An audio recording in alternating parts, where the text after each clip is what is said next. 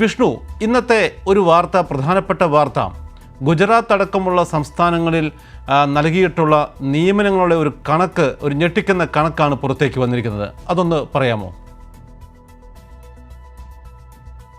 വിഷ്ണു, കേൾക്കാമല്ലോ അല്ലേ?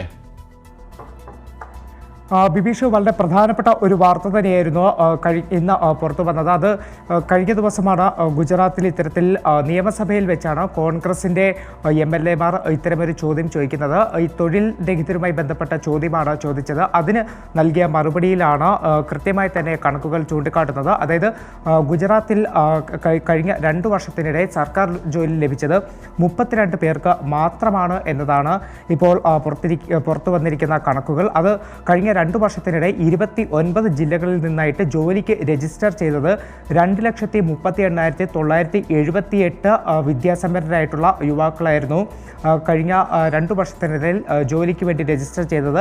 അതിലാണ് 22 പേർക്ക് മാത്രം സർക്കാർ ജോലി നൽകിയിരിക്കുന്നത്. ഈ 32 പേർക്ക്, ഈ 32 പേരിൽ അഹമ്മദാബാദിൽ നിന്നുള്ള 22 പേർക്കും ഭാവ്നഗറിൽ നിന്നുള്ള 9 പേർക്കും ഗാന്ധിനഗറിൽ നിന്ന് ഒരാൾക്കുമാണ് ഇത്തരത്തിൽ കഴിഞ്ഞ 2 വർഷത്തിനിടയിൽ സർക്കാർ ജോലി ലഭിച്ചിരിക്കുന്നത്. അതോടൊപ്പം തൊഴിൽ രഹിതരുടെ എണ്ണവും കൃത്യമായി തന്നെ കഴിഞ്ഞ ദിവസത്തെ കണക്കുകളിൽ പുറത്തു വന്നിരുന്നു. ഏറ്റവും കൂടുതൽ തൊഴിൽ രഹിതരുള്ളത് ആനന്ദ് ജില്ലയിലാണ്.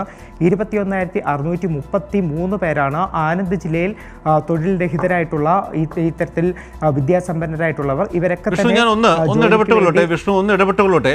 ഇത് അവിടുത്തെ പബ്ലിക് സർവീസ് കമ്മീഷന്റെ കണക്കുകളല്ല എന്നാണ് എൻ്റെ വിശ്വാസം. അത് നമ്മുടെ ഇവിടുത്തെ എംപ്ലോയ്മെന്റ് എക്സ്ചേഞ്ച് പോലുള്ള ഏജൻസികളിൽ രജിസ്റ്റർ ചെയ്യപ്പെട്ട് തൊഴിലിനായി കാത്തിരിക്കുന്നവരുടെ ഒരു എണ്ണമാണെന്നാണ് എൻ്റെ വിശ്വാസം. ശരിയല്ലേ?